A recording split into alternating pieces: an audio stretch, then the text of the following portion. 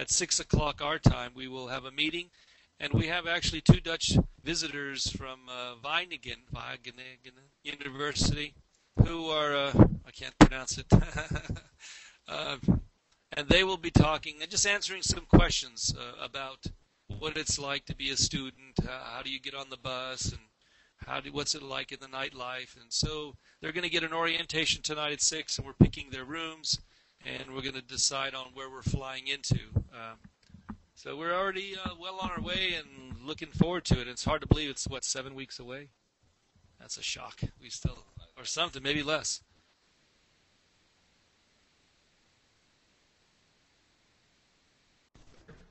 You're talking about the students having high expectations, but what kind of expectations do they have? Do you mean like what kind of architecture they can see, or about the festivities, or about the culture in Holland? About drinking. About drinking. Well, there's a lot of things. Based on the experience we had on the trip to China, and what I have seen so far of this group of students. And sometimes we had expectations before the trip, but after the trip, we actually did surveys last time. Before the trip, we asked the student what you are expecting to see. We gave them like 8 items to choose from, and they selected based on their understanding of our program. They made some selections before the trip, and then afterwards, after we come back, we did the same thing again, and we found out that sometimes you learn things that you're not expecting to learn. And we can officially, we say that we want to learn about sustainability and construction in the Netherlands. We want to learn about the culture. But last time, I think the surprising part was people were really impressed with the interaction between people, especially with their peers, the students, their counterpart in the other country. As last time it was in China. So I'm expecting to see. We are trying to give them more chances to interact with people, especially with students in either Han University or some other university nearby.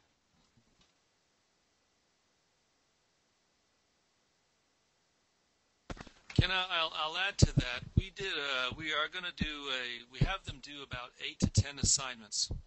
And some of these assignments are self-directed, so they can explore things of interest on their own.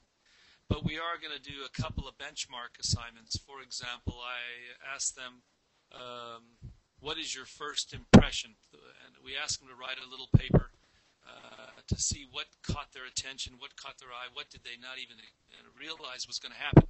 Then we also do a last day, day before we leave. We say, okay, what are your thoughts as you leave the Netherlands? So that would be like assignment number 9 out of 10.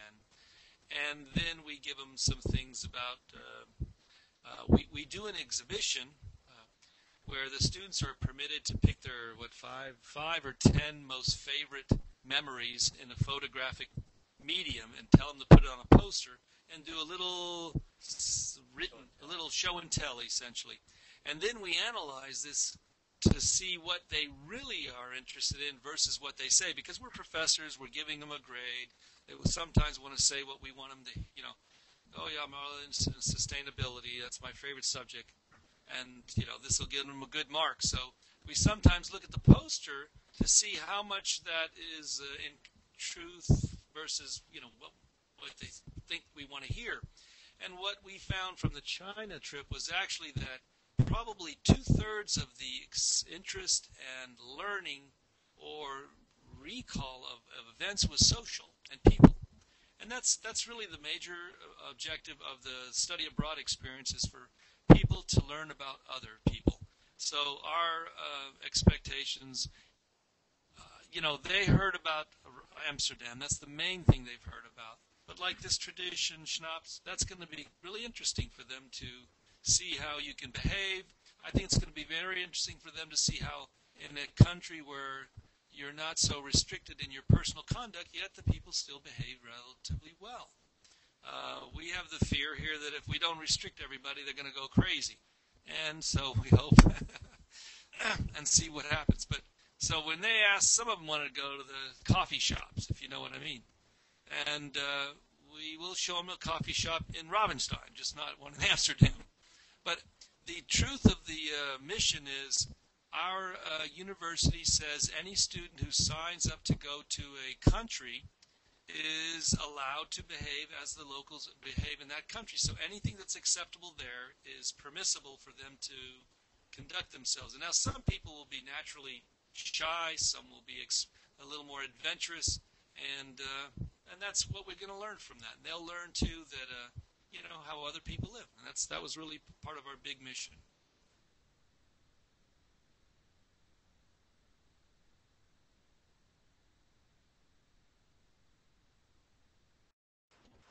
If you go to a coffee shop in Ravenstein, you will probably only get coffee or maybe tea, and that's about it.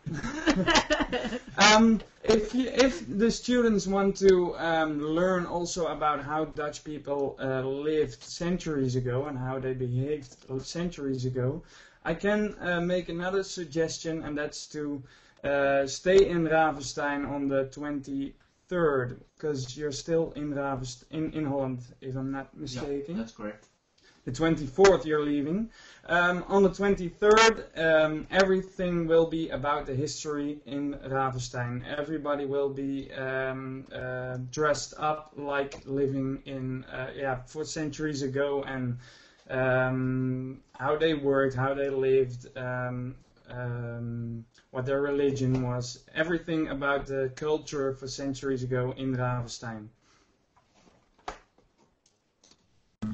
Oh, that is excellent. That's excellent, because we have one or two cities like that in the United States. One would be Williamsburg, which is where the United States was considered the founding of this country.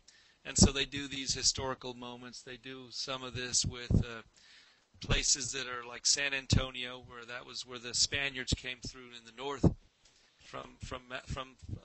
moved north to as far north as San Antonio out of Mexico. And then we have some of those things in various places, but most students may not have experienced it, so this will be quite exciting. And we're looking forward to it, and we're very glad to be there. I think we're very lucky to come at this moment so we can experience that historical moment, and I'm looking forward to it.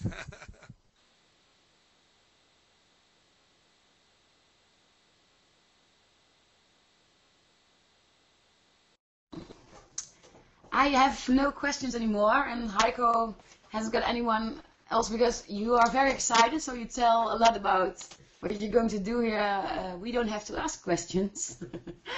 We know enough, so I don't know if you want to add something to this conversation, or you have something you want to ask us, for example.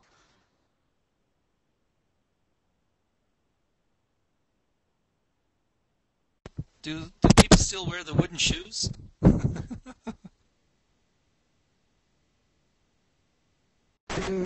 Some farmers do. Look, Eric. This is what I'm wearing right now. This is what I'm wearing right now, all day. Question and answer. Well, very nice meeting you. Thank you. Very nice meeting you. On the shoes.